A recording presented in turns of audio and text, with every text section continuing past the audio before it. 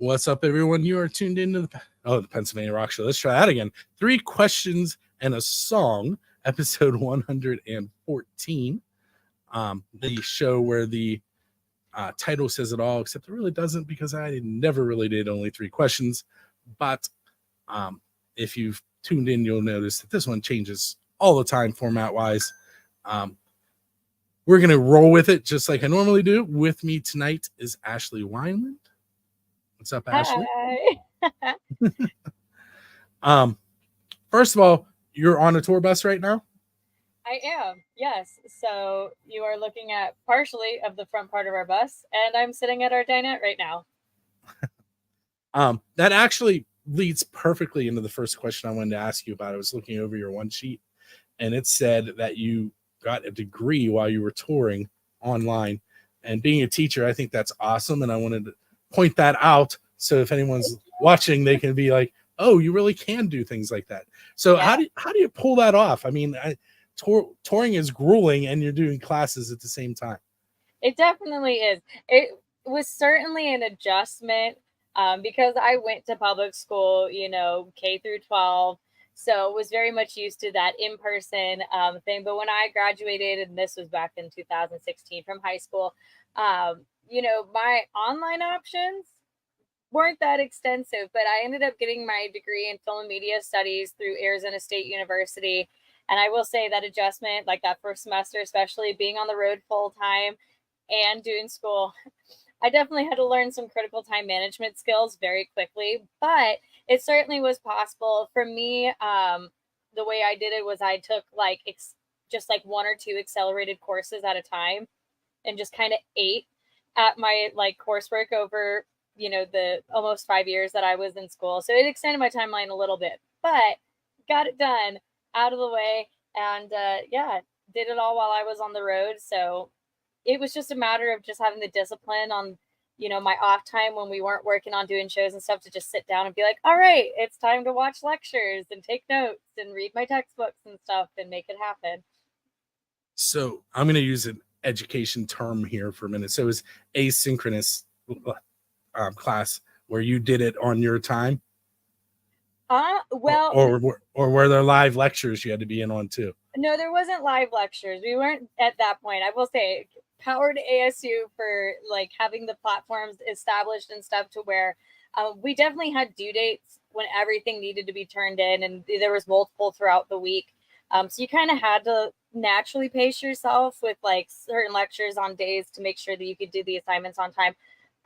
But it was still show up, do the work. Luckily, I had a little bit more flexibility than I know some people who do online classes and stuff do, to where I could watch those, at midnight or whatever after a show if I needed to, and still have all the information that I needed at my hands. The other thing that I'm really big into charity, and you have a whole list of charities that you work with. And I don't want to test you, but are there a few that you want to talk about in particular? Definitely. So my 2 biggest passions when it comes to doing any philanthropic kind of work tend to either fall in the realm of supporting our nation's veterans and their families. And also another love of mine is animal rights organizations.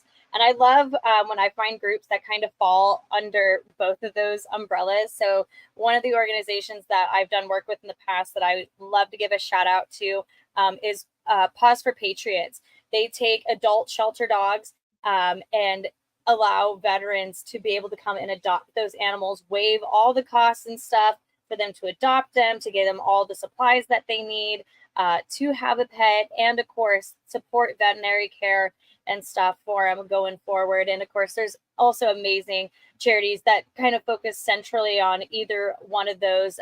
So the No Greater Sacrifice Foundation I've done work with, and they provide scholarships and school supplies to children of fallen soldiers, which is, I just think, amazing. They've done some really incredible work over the years. And then on the animal side of things, I love my friends over at Home Copy Programs or Tierra Madre Horse and Human Sanctuary. I love to work with equine animals as well. So both of those really just cater to helping people especially like veterans and stuff, because they have equine therapy programs and animals as well.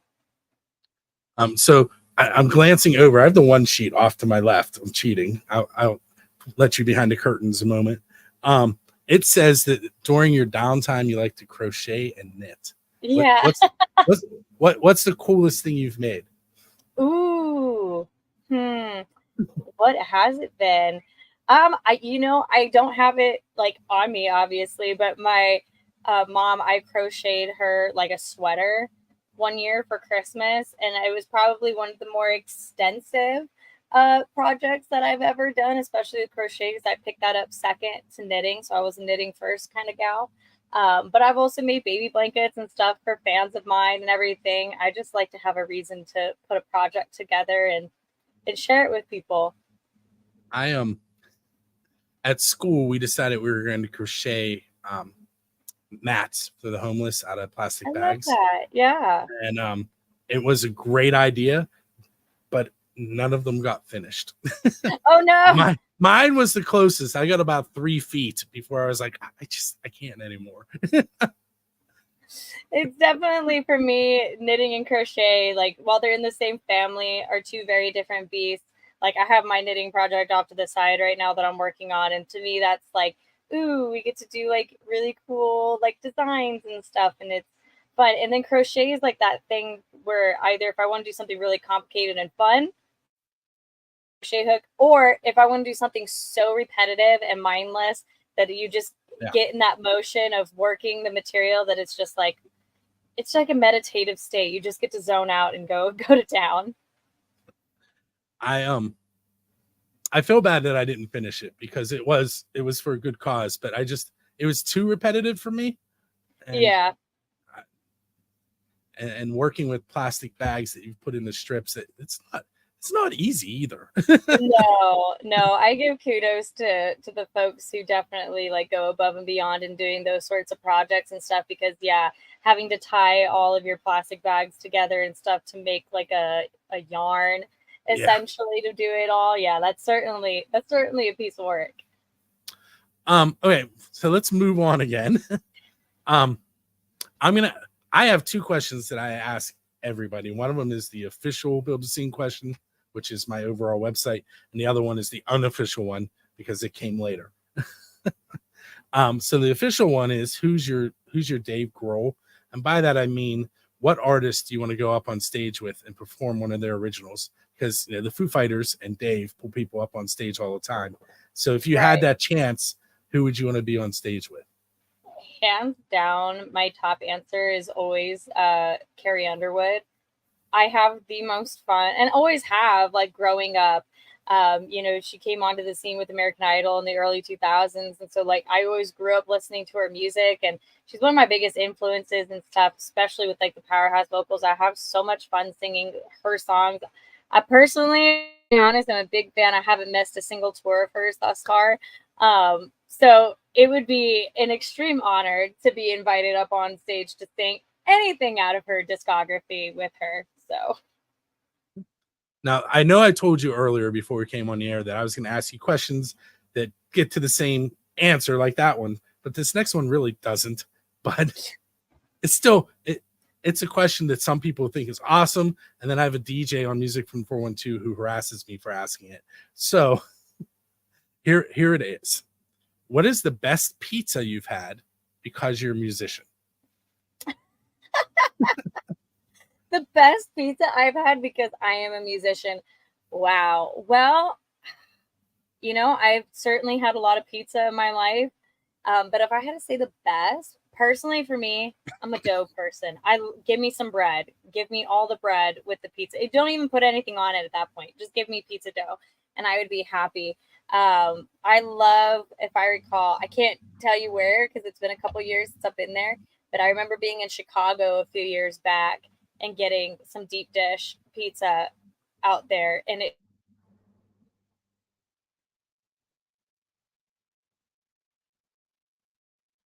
Oh no, you froze on me.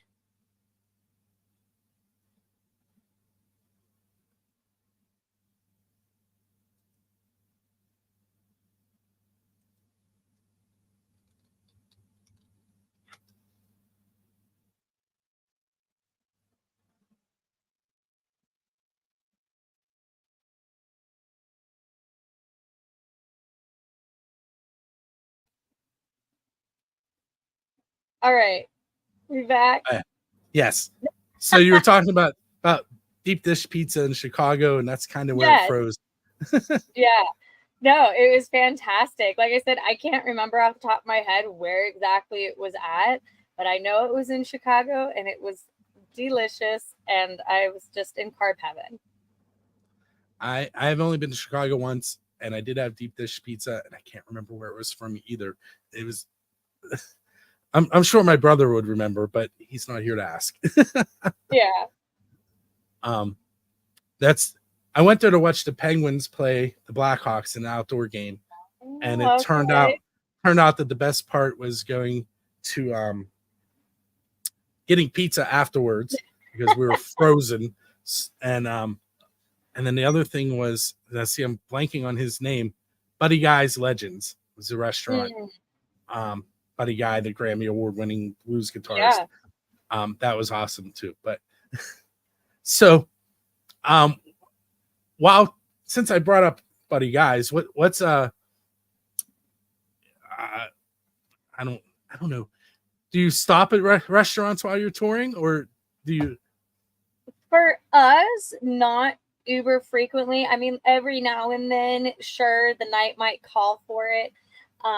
But most of the time, I'm very blessed that the rig that we drive in, we have a full kitchen off to the side here. So we got food, we got a stovetop and everything. It's not a hassle to make meals. And honestly, it keeps us healthier at the end of the day anyway.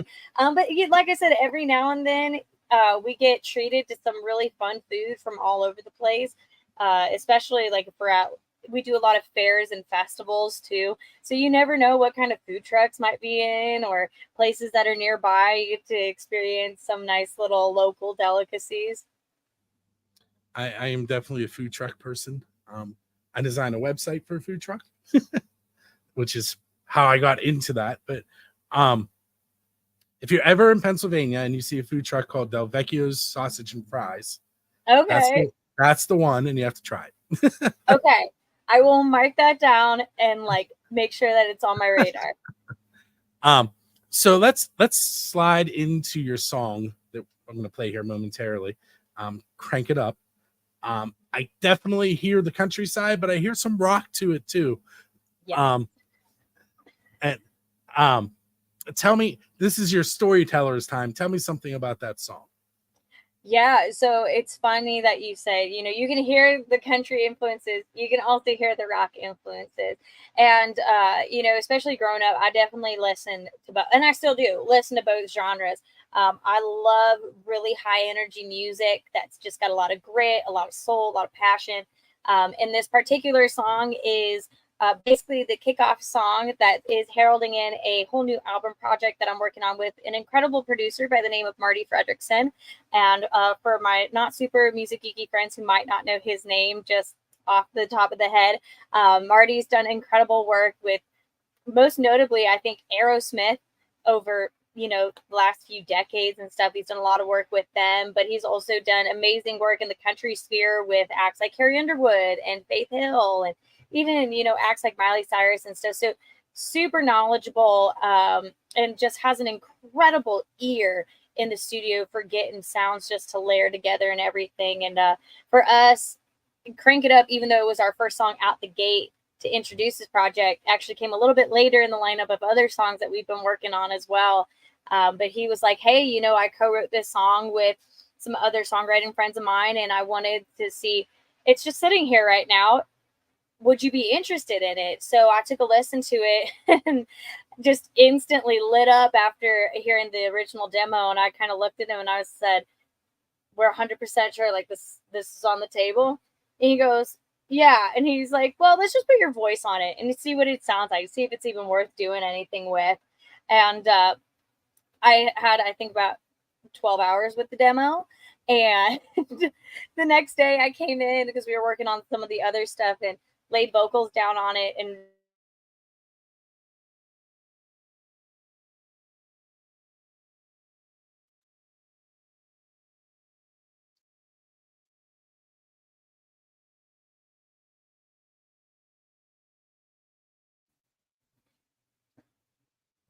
that this is such a strong one, and we should just put it out first. You froze again when you were talking about laying the vocals down on it. Okay. Yeah, so we laid vocals down on it. Apparently that's the key word because it just froze again.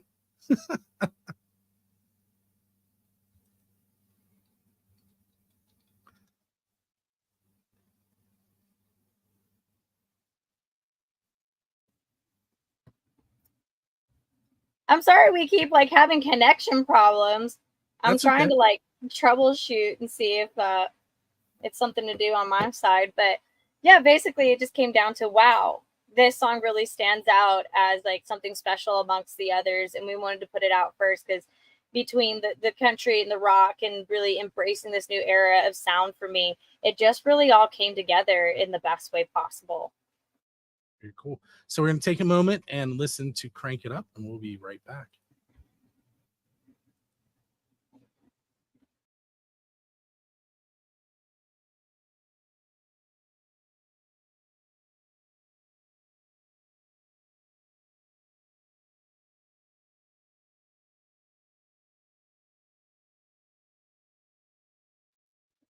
Hey, we're back with Ashley on episode 115 of 3 Questions and a Song. So those of you that are listening to radio version don't know that on the screen I have our website. So we're going to start there. It's ashleywineland.com. I'm going to spell it just in case. ASHLEYWINELAND.com. Besides your website, where else could they get to listen to your music and check you out? And you're on tour, so where are you headed? Yeah, so obviously if you guys go to the website, the whole tour schedule is on there. But if you also use apps like Fans in Town and stuff, you can see the schedule there as well. For music listening, streaming, my music's out on all major platforms like Spotify, Apple Music, Amazon, YouTube, even the smaller ones. If you guys are into more like indie streaming services, they're on there as well. So anywhere you can play music, you can pretty much find my catalog. But then for anything else, like with new music releases and seeing all the behind the scenes on the road and where we're going to be and stuff, as far as social media goes, you can find me across all different social media platforms at Ashley Wineland Music. I have verified pages on all those platforms except for TikTok right now. We're working on trying to rectify that, but everything else has that nice blue check mark, so you know you found the right page, you're in the right spot. Because unfortunately, scammers run rampant in this world. So we want to make sure that you guys are landing in the right place. And of course, if you go to the website too, there's straight direct links to all the right social media pages as well. So you mentioned off the air and a little bit while we were on the air about having another song ready in your project. Yes. And about a week and a half, 2 weeks till that release. Yeah. Yeah, it's coming really soon. August 2nd, we are dropping a brand new song. And if you guys liked Crank It Up, you think you're really going to love the next one that we have coming down the line. And what's the title of that one? So because y'all are watching, even though technically at the time that we're filming this, I haven't technically announced it yet. You guys will find out soon enough. And it's this. So the new single is titled Heartbreak Boots. Heartbreak Boots. Okay. I'm gonna have to check that out for sure. Yeah, it's a fun one. So it mentions in your one sheet that you have done the national anthem for a lot of pretty major places, and the national anthem has kind of been in the news lately. I don't know if you saw that. I don't know who didn't see it at this point. Yeah.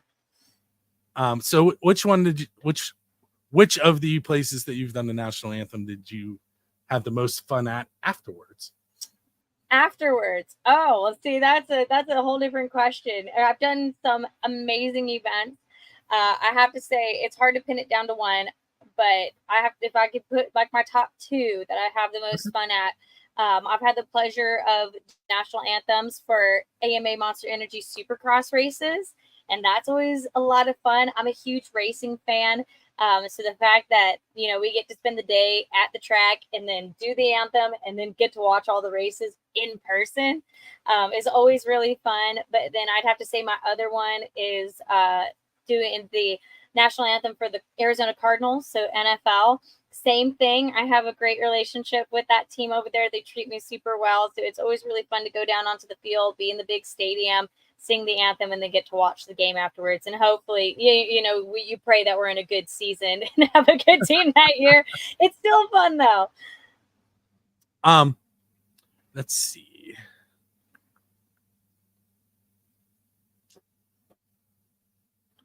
Okay, I have to ask because it just drew my eye while I was looking over there. It says you spent your youth as a desert rat. Yeah. So kind of tying back in like motorcycles and everything like that. I was born and raised in the great state of Arizona, and many of my childhood summers, and even still like to this day, obviously, though my summers now are on tour across the United States. But, you know, growing up, I was outside a lot. So we did a lot of like ATV dirt bike riding and stuff in the deserts. And then I also spent a lot of time growing up at like Lake Pleasant out in Arizona. So we did a lot of like water skiing and tubing and snorkeling and just all sorts of activities that kept me outside in the desert, you know, much more tan than I am right now, because for some reason why it's been nothing but like rain clouds everywhere we've been for the last like month. But, you know, I spend a lot of time outside, and I love the desert. There's a lot of people who hate on it, but I'm one of those people who just loves it so much. So yes, I have classified myself as a desert rat. All right, so I'm going to ask you probably two more, maybe three of my type of questions, since I kind of did the normal interview thing there for a little while. So you're leaving a show, and as you walk out of the venue, there's a DeLorean sitting there with its door open and a flux capacitor in the back seat. And I'm not sure if you're hearing this because you appear to have froze again. I'm going to have to edit this a little bit. There you are. You're back. Did you hear the question, or do I need to repeat it? No, you like totally set up to ask the question and then it cut out. We really love being in the middle of Nebraska right now. So you're leaving a show, and there's a DeLorean sitting there with its door open and a flux capacitor in the back seat, so you can travel back in time and hang out with any band. So wow, who do you want to hang out with, and at what time period? Oh, I've never had to like have deep thought about this sort of like question before. Honestly, I would love to go back in time and like hang out and kind of see the behind the scenes of like a Michael Jackson production. I love his music. It's like my ultimate hype music. But I also have such mad respect too for like his musical genius and just all the things that went into like putting his shows and stuff like that together. I would have loved to see like behind the scenes and pick his brain on just like how he works, you know? I like that answer. This next one, you may ask me to reword it after I ask it, but okay. So Robert Johnson in the Legends of the Blues sold his soul to the devil at the crossroads. So, and became the greatest guitar player in the world at the time. If you were standing at that same crossroads waiting for the devil to arrive, what are you there to sell your soul for? Oh my goodness. Well, that's great. I can reword it if you would like me. No, it's all good. I don't necessarily know if I have anything that I would love to be so proficient at that I'd want to sell my soul to the devil to. You know, I think if anything, it would be just to try to have all the like wisdom and knowledge and like understanding to be able to help solve problems, you know, like be proficient and just trying to make the best out of like situations. I think that's like the only thing I could think of at the top of my head where it's like I could turn something that isn't all that great into something that might have some positive benefit for myself and the rest of mankind. Okay, I am going to do three. This next one, I ask it a lot, so I'm not going to explain it because people that, if you need me to explain it, I will. But people that have watched the videos have heard it a lot. So you can play with any artist anywhere in the world. So you get to pick the artist, and when I say play with, you could be up on stage with them. They could be opening for you. You could open for them, and it doesn't need to be like a well-known venue. It could be, on an island somewhere. Wherever you think it would be cool to play with them. Ooh, honestly, like, I would just love to get a lineup of some like really iconic like country acts and stuff. And for me, that's like anything from like Alabama and the Eagles to, acts like a Miranda and stuff, and just have like this huge heyday festival. I've always really wanted to go to Germany. And I know there's a love for country music that's growing out in Europe too, so it kind of works out. But for me, it's like I want to go to where like my family has ties. So my dad's side of the family was from the Rhinelands, which kind of borders between like France and Germany. And it, based off pictures, it's gorgeous, and it's like the perfect place, I think, to have like a big outdoor country festival. So I think it would just be fun to do like something like that, where you just put like a bunch of really iconic country acts together, throw myself in the lineup, and just play in like German countryside. I like it. My college roommate is a huge obscure metal fan. Okay. And they, in Germany, they have this big festival, basically the way you described, except it's obscure metal. Yeah. I think for country music, it'd be fun. I think I covered, unless there's something that you want to cover that I didn't touch on. I think we really like touched our bases, because obviously we talked about Crank It Up, which is my most recent single release. It's the name of the tour and everything that we're out on right now. We're touring all across the United States. So for any of my international friends watching, I'm sorry, we don't we don't have any international dates at the moment. But for my US friends, I actually just updated our calendar today with even more shows in the US and some new states and everything. So if you haven't seen the updates, make sure to go over to the website and check them all out. Or like I said, Bands in Town, even as an application, has all those updates on there now as well. And of course, like I said, my new single Heartbreak Boots is coming out soon, August 2nd. And this tour is taking us all the way through to October. So lots of opportunities to come out and see us, to hear the new music. We got some really fun shows on the schedule. We're heading into Cheyenne Frontier Days this week, which is nuts. It's one of my favorite events that we do. But then I'm also opening up for some really fun acts like Sawyer Brown and Jody Messina. In August, actually, both of those are happening in August. So it's a really fun time to be following along on the journey. And if you've been having fun listening to this interview and stuff, and anything that we do music wise or otherwise sounds appealing, I'd love for you to join us on the journey, whether that's by following on social media or even signing up for my fan club, which is totally free on my website. Very cool. I want to thank you for hanging out with me on episode 115. See, I told you my brain was going to mess up somewhere today. It's all right. I get it, man. I've been running 18 million directions today, so I'm out there with you. Make sure you check out Ashley on ashleywineland.com. And she's also a Dead Horse branding artist, which is how I got in touch with her.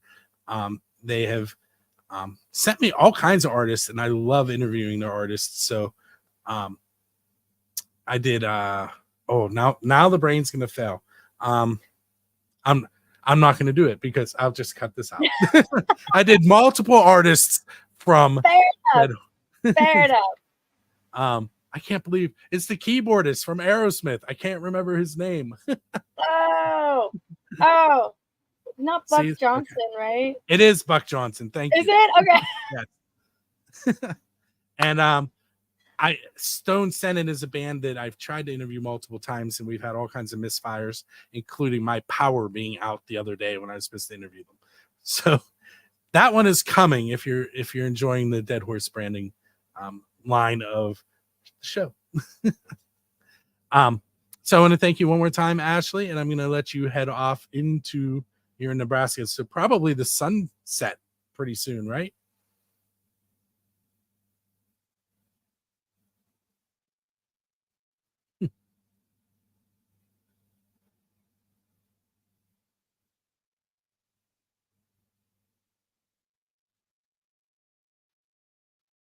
We're almost. All right, and we're back again. Apologies. I'm in the middle of nowhere, Nebraska right now, so I'm doing my best. All I did was I said I wanted to thank you one more time for being on the show, and I was going to let you ride off into the sunset. No, it's all good. I want to give a proper goodbye. No, thank you so much for having me. To everybody who was viewing this live, or maybe you're watching this as the replay, I appreciate you taking the time to tune in, especially making it all the way to the end.